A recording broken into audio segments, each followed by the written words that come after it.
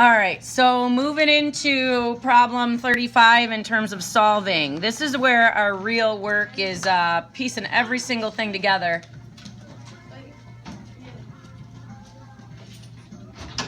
In this problem, this is giving me two side lengths. So the first thing that I would be doing is labeling what these side lengths are. Little a is over here, little b is the 10, little c is the 15. I need to find out what this missing leg a is, so I'm going to do 15 squared. I'm going to use the Pythagorean theorem. 15 squared equals a squared plus 10 squared. That's going to be 225 equals a squared plus 100. When I take 100 away from both sides, I'm going to have a squared is equal to 125, and the square root of 125 to the nearest tenth is 11.2. On my way to solving this triangle, so I can go back here, that's 11.2. Now, you can tackle these in different ways, but I'm going to look to solve and figure out what angle A is right now. And related to angle A, I'm going to use the hypotenuse and the adjacent side because they were given.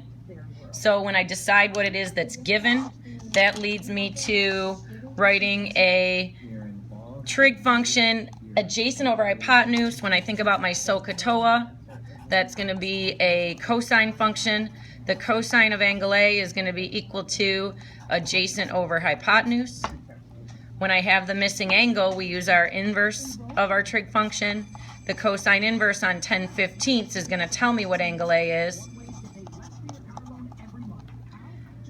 Cosine inverse of 10 over 15 is going to put angle A at about 48.2 degrees.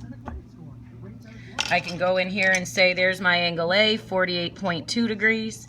And actually the easiest thing to do now when we know that is my missing angle B is going to be 90 minus that 48.2. Angle B is going to be approximately 41.8. So two lengthy calculations and then just subtracting to find your third angle, 41.8 degrees. So if I'm missing the angle like I am here, the only way to get to what that angle is use the inverse on what the ratio is. So that's the inside? Yep.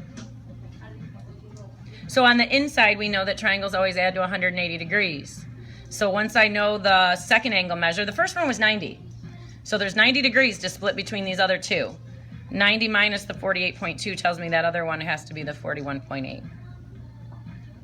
Now in problem 36, we tackle 36 a little bit differently because we're not given two sides, we're given an angle and a side. So I have a fixed angle of interest, and I'm going to label the hypotenuse with a little m and write down that that's the hypotenuse. Little m because it's across from capital M. I'm going to label this opposite side with a little n, and 6 must be then the adjacent side. So in order for me to find out what n is, I need to relate it to the 6. So I have to do opposite and adjacent to find n. Tangent is how I get the opposite and adjacent. So the tangent of 37 degrees is equal to n over 6. If I multiply both sides of this equation by 6, I'll find out that the side length n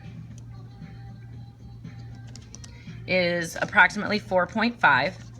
That makes sense. The other leg was 6, so I wasn't expecting this to be very large. And when I want to find the hypotenuse m, I need to relate that to the 6, which is the adjacent side. So I have to do an adjacent and hypotenuse, which is cosine of 37 is equal to adjacent over hypotenuse. This setup is a hair different. The denominator is holding the the denominator is holding the variable, so I'm going to pull a switcheroo on this. M is going to be equal to 6 divided by the cosine of 37 degrees. Yeah. So M is approximately 7.5. Go ahead, what was your question? I put in 6 divided by 10 in my answer. I wouldn't have done 6 divided by. When I was back here, sweetie, I had multiply by 6 to undo it. 6 was the divisor, so I had to undo it by multiplying. Down here was different. It was divided by the variable, so I pulled the switcheroo. I'm glad we fell into both those cases in one problem, too. Now, the next thing that I need you to do is find my missing angle L. How do I do that? That one's reasonably easy. How do I get angle L? Subtract. 90 minus 90 leaves me with 90 more. 90 minus 37. What's that?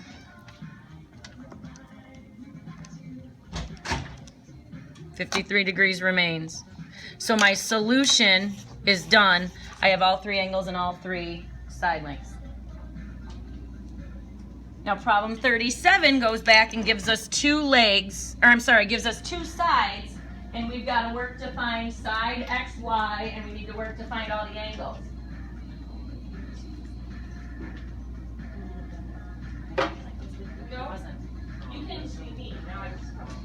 That's what it was, duh. How funny. Okay. Go ahead, Michael. 7.5 is the length of the NM side. Oh, shoot. 7.5, you're right. That should have been on my hypotenuse, shouldn't it? Sorry. Distracted. Too many things. Yes, and that's the longest side. Good eye. 37. Okay. That probably wasn't terrible that took a minute anyhow, because I know these are lengthy. So 37, we're right back to having 2 side lengths. Let me label this little z that I'm missing. That's a leg. The hypotenuse, 25 squared, is equal to the z squared plus 18 squared. 25 squared is 625. 18 squared is 324. Go ahead and subtract away your 324 from both sides.